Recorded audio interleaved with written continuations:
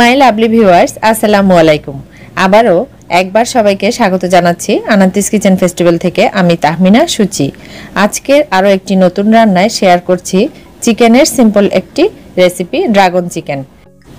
যদিও বলা হয় এটি একটি ইন্দো চাইনিজ রেসিপি, তারপরও সবার কিচেনে থাকা জিনিস দিয়ে খুব সহজেই রেস্টুরেন্টের স্বাদে এই রেসিপিটি তৈরি করে নেওয়া যায়। চিকেনের নানা রকম প্রিপারেশনে সিম্পল এই রেসিপিটি আশা করছি ছোট বড় সবারই বেশ ভালো লাগবে। ড্রাগন চিকেন রেসিপির রান্নার মূল প্রিপারেশনে আমি দুটো চিকেনের ব্রেস্ট পিস নিয়েছি এবং এরকম পাতলা এবং লম্বালম্বি কেটে নিয়েছি, অনেকটা জুলিয়ান কাট করে। খেয়াল রাখতে হবে পিসগুলো যেন খুব পুরু বা মোটা না হয়। এদিকে নিয়েছি সবুজ ক্যাপসিকাম, লাল ক্যাপসিকাম, বড় করে কাটা পেঁয়াজ কুচি, মাঝারি সাইজের একটা লাল টমেটো আর কিছু পেঁয়াজের পাপড়ি। আসলে সবজিগুলো চিকেনের এই রেসিপিটাকে একটু কালারফুল করবে। যার হাতের কাছে যা থাকবে তা দিয়েই করা যাবে। এবারে কাটা চিকেনগুলোকে আমি একটি বোলে নিয়েছি এবং তাতে দিচ্ছি 1 টেবিল চামচ ছোট কিমা করে কাটা রসুন কুচি, 1 চা চামচ সিরকা, 1.5 চা চামচ রেড চিলি পেস্ট। ঝালটা আপনারা পছন্দ অনুযায়ী বাড়িয়ে কমিয়ে দেবেন। একসাথে মিশিয়ে নিচ্ছি ভালোভাবে। একটু মিশিয়ে এবারে অ্যাড করছি স্বাদমতো লবণ।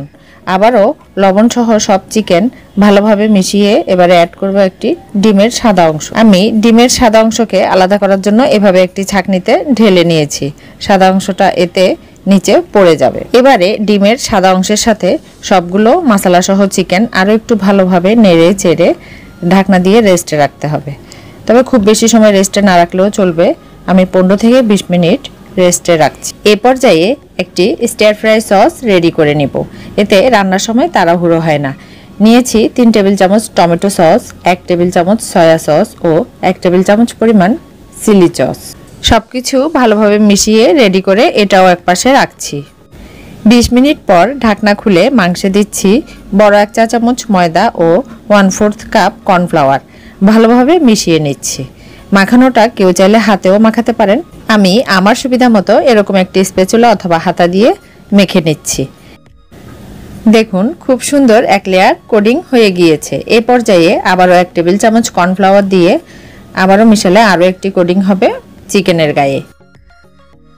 এভাবে দুবার কোডিং করলে চিকেনটা বেশ ক্রিস্পি হয় এবং ভেতর থেকে বেশ জুসি বা নরম থাকে। এদিকে প্যানে বেশ খানিকটা তেল গরমে বসিয়েছি।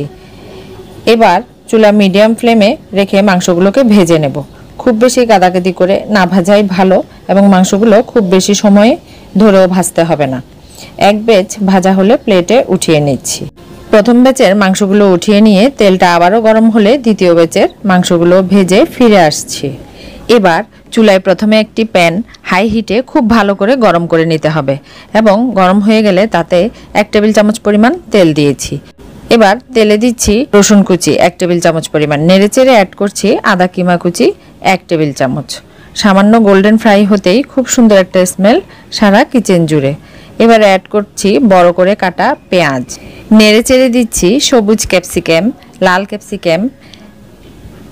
1 মিনিট নেড়েচেড়ে ভাজার পর দিচ্ছি পেঁয়াজের কাটা পাপড়ি ও টমেটো কুচি।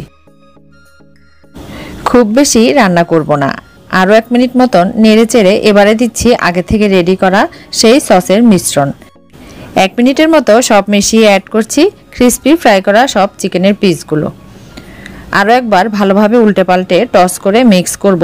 এতে চিকেনের ক্রাঞ্চিনেসটা বজায় থাকবে, তবে কোনোভাবেই ওভারকুক করা যাবে না।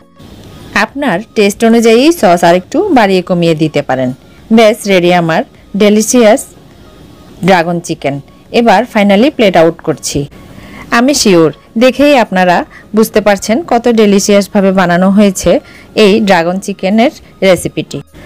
আপনার কিচেনেই বানিয়ে এনজয় করতে পারেন এই রেস্টুরেন্ট স্বাদের ড্রাগন চিকেনের রেসিপিটি।